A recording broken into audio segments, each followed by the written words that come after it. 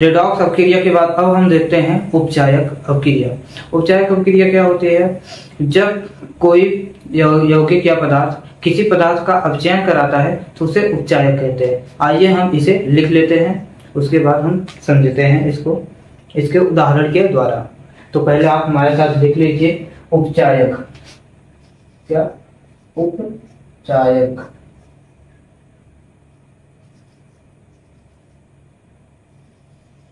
उपचायक को इंग्लिश में कहते हैं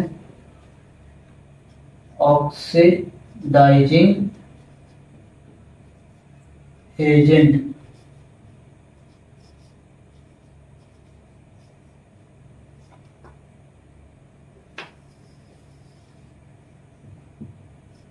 ठीक है, आप इसकी डेफिनेशन लिख लीजिए।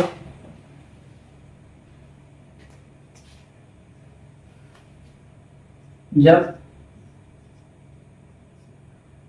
कोई पदार्थ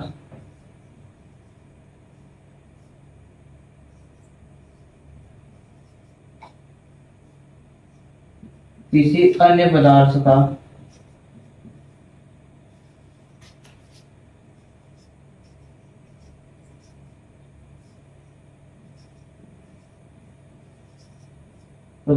का अपचयन कराता है। क्या? अपचयन कराता है। तो दोस्तों मैं आपको तो उसे आप लिख लीजिए, यहाँ पर उपचायक कहते हैं। क्या? उपचायक कहते हैं।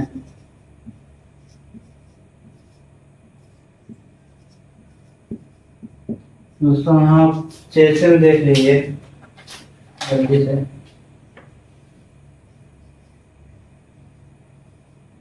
जैसे में फिर से वही वाला एग्जाम्पल, प्लस हाइड्रोजन क्या बनाता है?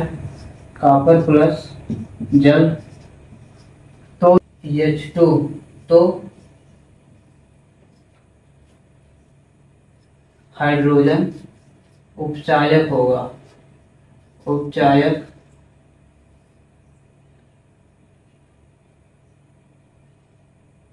होगा।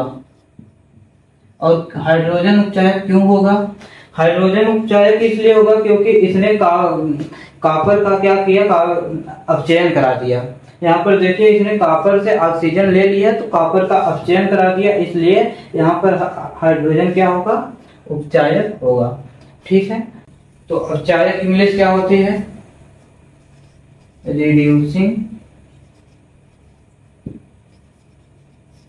एजेंट।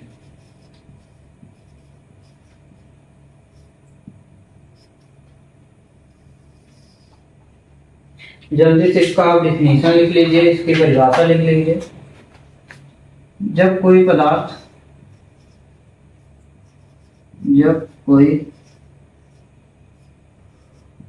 पदार्थ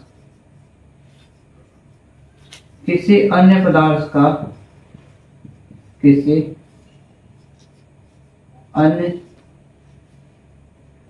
का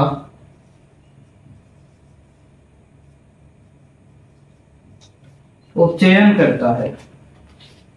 क्या करता है? उपचयन कराता है,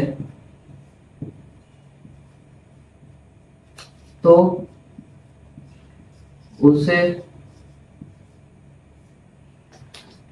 अपचायक कहते हैं। अपचायक कहते हैं। दोस्त इसका भी उदाहरण वही होगा जैसे में